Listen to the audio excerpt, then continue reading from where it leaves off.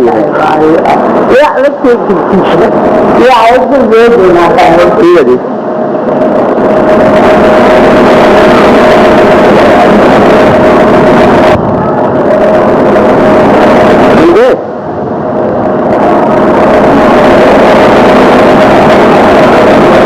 आनंद है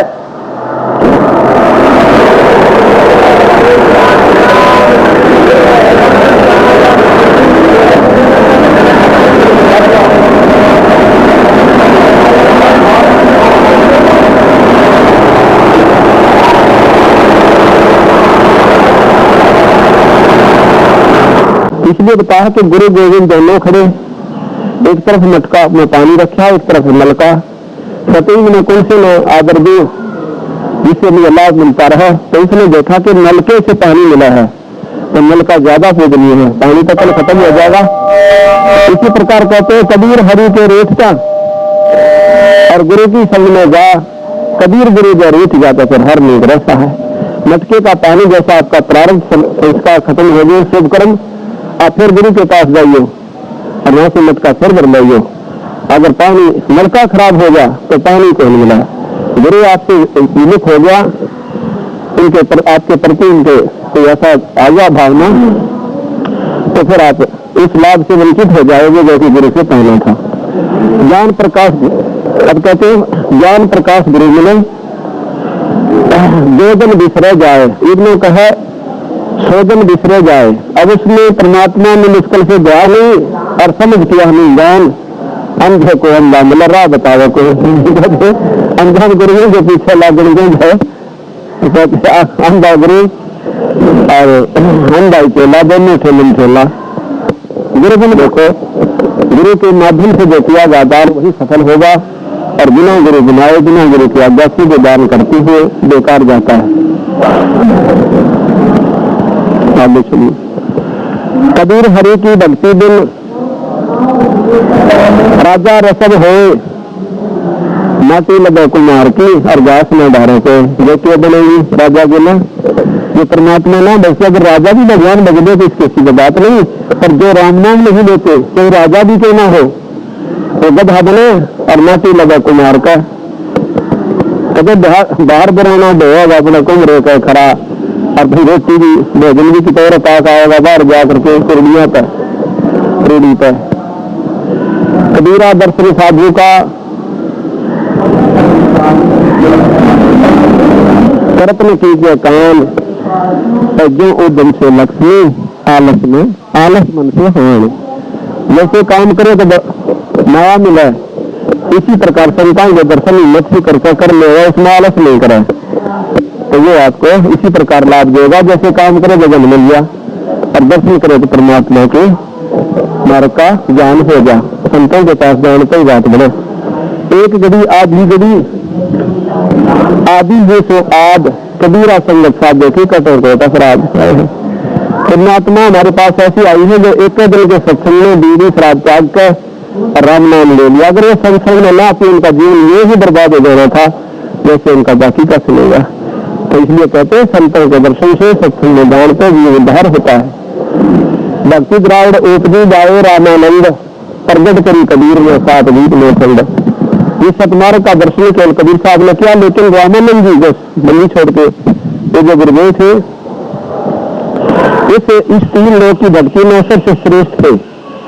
लेकिन उनका विवरण तोड़ के सतगुरु ने कहा कि महाराज जी असली पता अभी और बाकी रहता है। तो जब सतगुरु ने उनको आंखें दिखा करके सतलोक के दर्शन कराए सतपुरुष के, रामानंद जी ने वह स्वीकार कर ली, जबकि पहले इन बातों को नहीं मानते थे। वृद्धास जी महाराज कहते हैं भक्ति द्राविड़ देश थी, यहाँ नहीं एक रेत एक भूत की भावना और काखंडर प्रपंच। इसी का प्रमाण खुद कबीर साहब देते हैं। भक्ति द्राविड़ ओह भी लाए रामानंद, ये कबीर साहब अपनी वाणी देते। प्रगट करी कबीर ने सात गीत लोखंड। तीर्थ नहाए एक फल, साध मिले फल चार, और सतगुरु मिले अनेक फल, कहे कबीर विचार।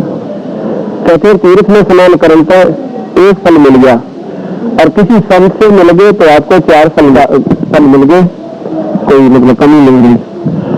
जो को काटा दे ताको दो तो फूल, और तुम फूल को फूल हो जाओ, कर्मों पर आपूर्त करना उसके साथ लगता है। जैसे महाराज कहते हैं, यदि गाली ही से उपजे कलह कष्ट और नीच, हार चले सो समझावे लाग मरे सो नीच। उसका ये फल बताते हैं कि मान लो आपने को दुखी करे, आपका उसका प्रतिक्रिया मत करो, उसके पीछे उसको छोड़ दो परमात्मा के ऊपर, तो उसको तो कांटे मिलेंगे, उसकी बुराई का फल बुरा मिलेगा और आपको परमात्मा साथ देगा। आप उसकी भलाई करो, आपको भला मिलेगा। दुर्बल को ना सताइए, जाती मोटी हाय मैं बिना जीवती सोच तो ये लोग हो जाए। कहते गरीब आदमी ने दुखी ना करिए, जो दुर्लभ होते दुर्बल होते हैं वह बेचारे कुछ प्रतिक्रिया तो कर नहीं सकते, वो केवल ईश्वर की तरफ रहा करते हैं बुरी तरह, और वो कबाहट परमात्मा से टकरा कर वापस आती है और उसकी स्पीड और ज्यादा हो जाती है, और वो आकर भस्म कर देती है, खत्म कर देती है। किस प्रकार? जैसे बिना जीव की सांस ले को फूक दिया। भाइयों से कहने का सतगुरु का कि किसी को दुखी नहीं करना, आप कहीं पा लीजिए। कबीरा गर्भ ना की कभी प्राणी यहाँ से कूद कर जाए और फिर घास दो मुट्ठी राख बनाएगी सुल्तान घाट पर और गड्ढे लेटा करेंगे, इसके ऊपर पसी फिरा करेंगे, घास जाग देगा। जागत प्रीत न प्रेम रस तुम रसनान ही राम तेमर पशु संसार में तक मेरे देखा।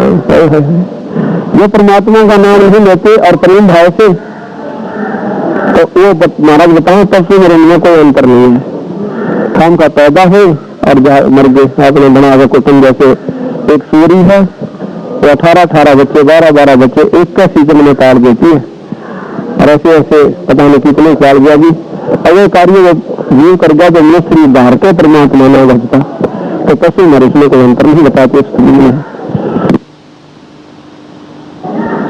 अपनी अच्छी साधनाओं में कोई व्रत रखे, कोई तीर्थ करे, एक प्रेम है संसारी व्यक्तियों में, एक प्रेम है राम और कृष्ण का है, और एक प्रेम है सतगुरु का। तो महाराज कहते हैं प्रेम प्रेम सब कोई कहा, प्रेम ना कोई कहे, और जा मार्ग साहु मिले प्रेम कहा है।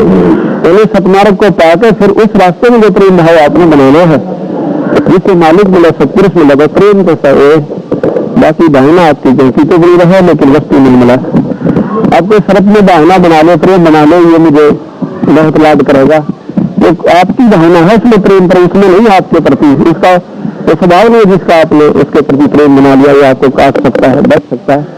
इसी प्रकार काल की व्यवस्था में जितने आप प्रेम बनाओगे, कितनी श्रद्धा से भक्ति कीजिए, आप पार नहीं हो सकते।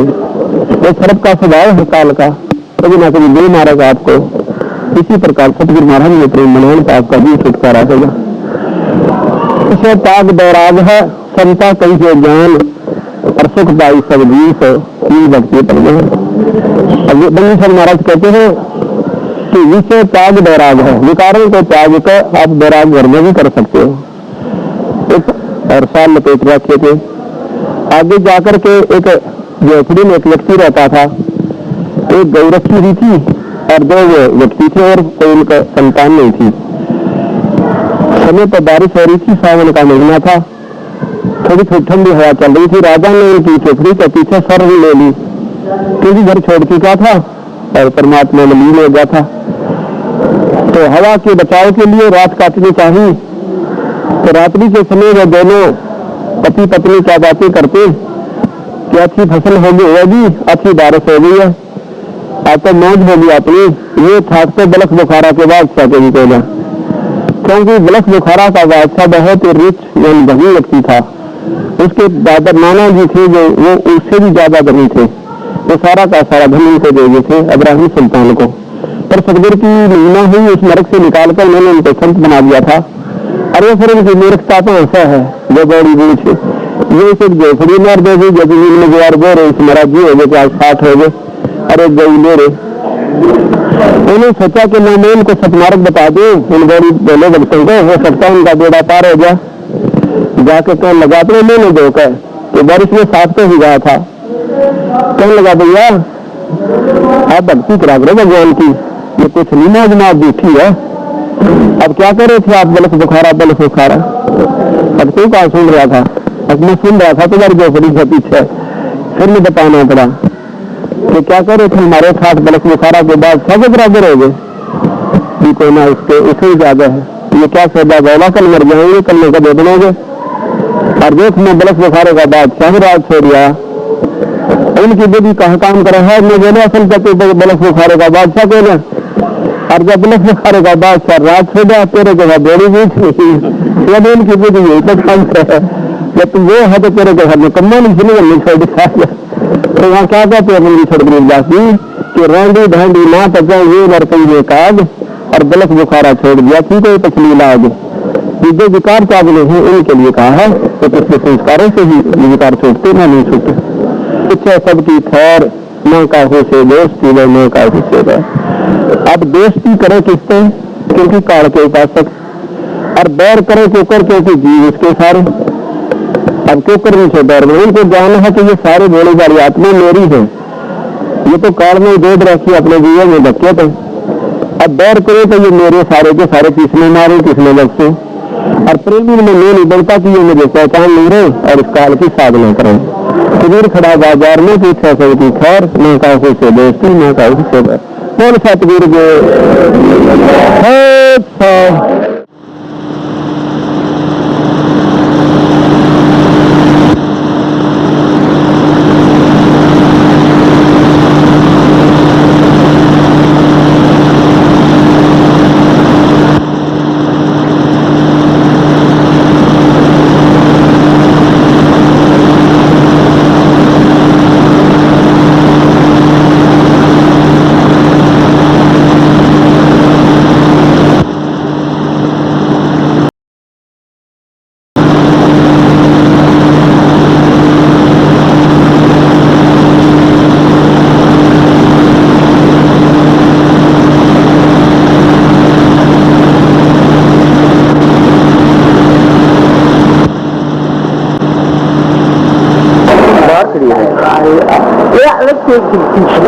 ये आवाज को जोर देना है। ठीक है जी।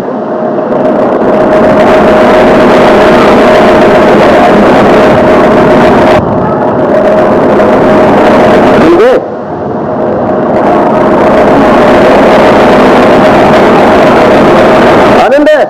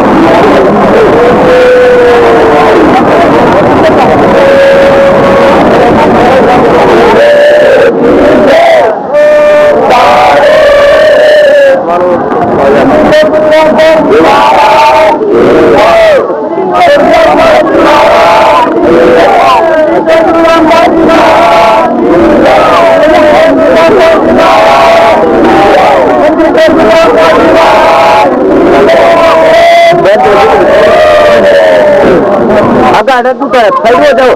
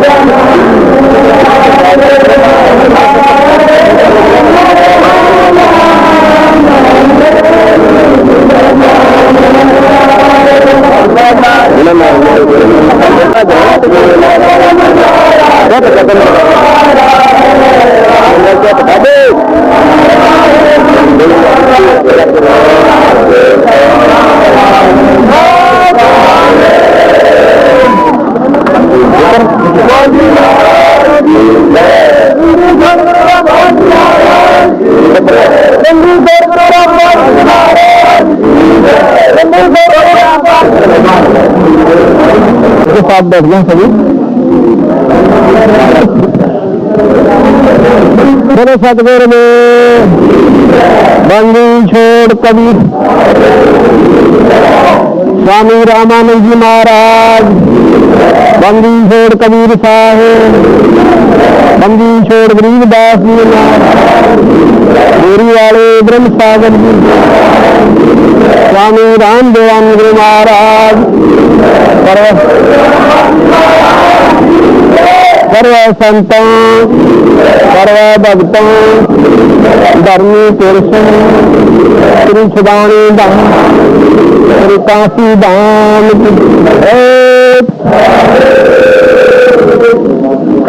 सर्व संगत ध्यान से सुने। ये वो स्थान है गंगा का किनारा, यहाँ पर पूज्य स्वामी रामानंद जी महाराज स्नान के लिए यहाँ पर ब्रह्म मुहूर्त में आया करते थे। एक दिन बंदी छोड़ कबीर साहब यहाँ पर एक छोटे से बच्चे का रूप बनाकर, 2-2.5 वर्ष के बच्चे का, और यहाँ पर पौड़ियां विद्यमान थी जहाँ पर ये बना रखे हैं, ये घाट था यहाँ पर। यादाश्त वास्ते इन्होंने ये सारा संतों ने अपना ये कवर करना पड़ा कि कहीं इनकी यथार्थता कहीं गुम न हो जा, आने वाला समय में पहचान में आ रहा है। तो यहाँ पर वो जब लेटे हुए थे सतगुरु महाराज रामानंद जी स्नान के लिए आए, ब्रह्म मुहूर्त अंधेरा बहुत था, तो उनकी स्वामी जी की खड़ाऊ कबीर साहब के सिर पर जा लगी और बंदी छोड़ ऐसे रहने लगे जैसे बच्चा रोया करे। रामानंद जी बड़े दयालु थे क्योंकि संत में दया परिपूर्ण होती है। बैठ के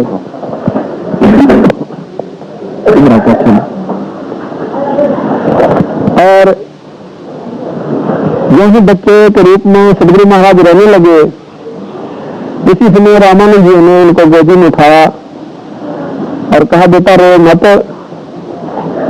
मत, राम नाम बोलो, राम नाम से सारे दुख हुआ दूर होते हैं, रोना बेटा मेरे से गलती से लग गया। ऐसा कर रहे थे। कहते हैं स्वामी जी के गले की माला जो कंठी होती थी एक वैष्णव परंपरा में, आपने कंठी पा रखी है? कंठी इनकी यहाँ कंठी है कोई ऐसा पा रखी है? अन होती है जैसे मंदा तिलक, एक कंठी ऐसे ऐसे, तो वो माला सतगुरु के गले में डल जाती है, स्वामी जी के गले से निकल कर। कौतुक था, सतगुरु महाराज पूर्ण परमात्मा थे, पूर्ण ईश्वर थे, और इसके बाद वो रोने से चुप हो जाते हैं। कहते हैं बेटा राम राम बोलो, सिर पर हाथ रखा, राम नाम का उपदेश दिया। सतगुरु महाराज चुप हो गए क्योंकि रामानंद जी एक विद्वान और पंडित होने के नाते दूसरी जाति वालों को उपदेश नहीं देते थे, और बंदी छोड़ भगवान ने उपदेश देना आवश्यक समझा कि नाम बिना जीव का गुजारा नहीं है, और एक परंपरा बनाए रखने के लिए कि बिना गुरु के जीव उद्धार नहीं हो सकता इस मर्तमंडल में।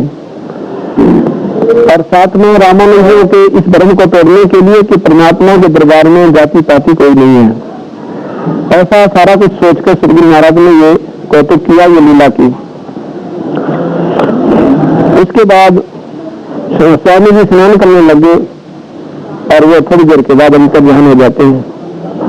स्नान करके जब देख रहे हैं स्वामी रामानंद जी के कहाँ गया वो बच्चा वहां था नहीं, वो अपने यथास्थान पर ही अपने जैसे जहां पर हम रुके हुए थे आज रात्रि में, वो उनका पुराना स्थान था जहां पर वो रहा करते थे अपने सपरिवार, और जो माता पिता थे तो वहां चले गए।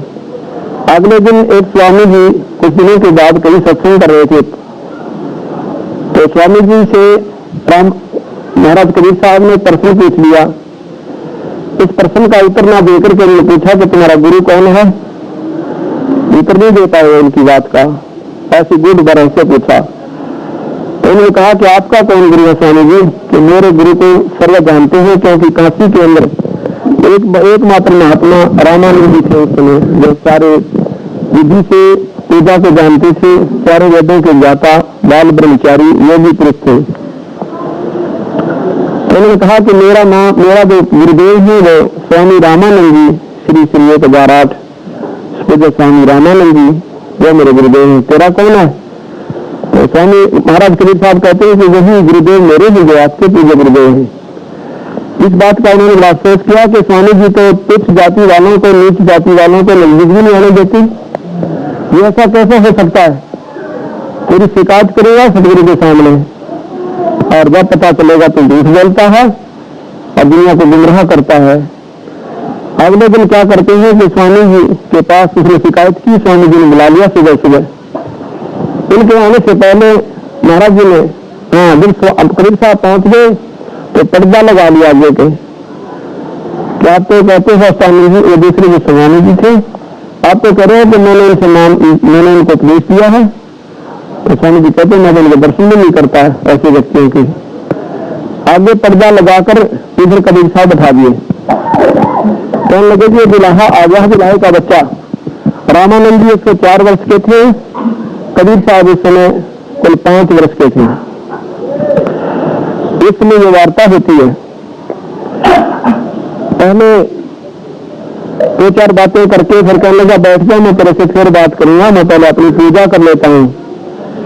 स्वामी जी पूजा करते थे, मानसिक पूजा करते थे रामानंद जी, आंखें बंद करके, और कल्पना से ठाकुर जी की मूर्ति बनाते थे भगवान विष्णु की, और उनका श्रद्धा से स्नान करवाते थे अपने स्थान पर, और सारे कपड़े उतार के स्नान करवा के एक लंगोटी छोड़ देते थे।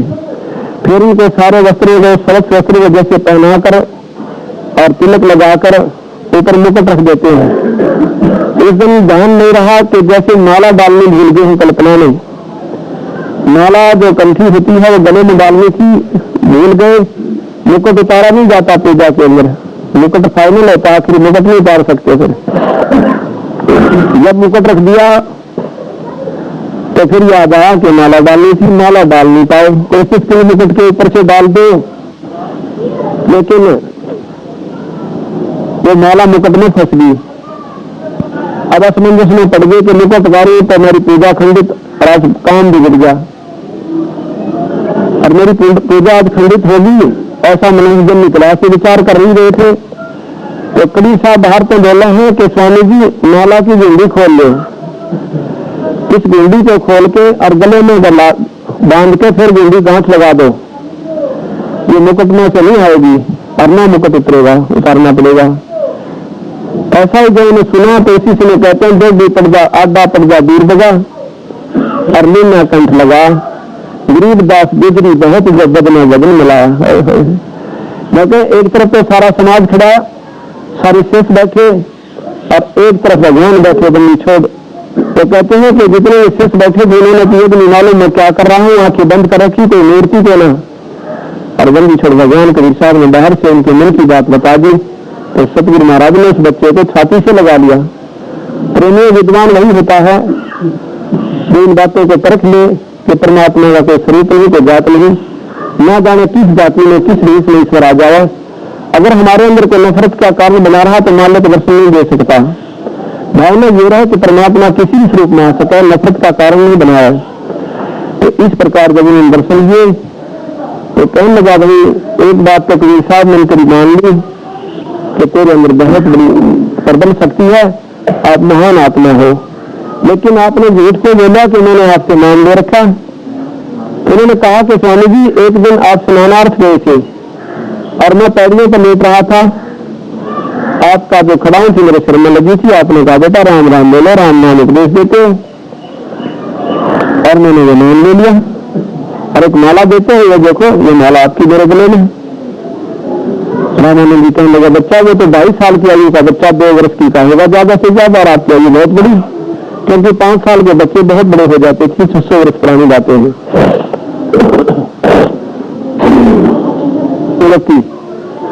इस खटिया पर अपना दूसरा रूप बना लिया 22 साल के बच्चे का, और इधर से 5 साल की आयु अभी के तो खड़े हैं।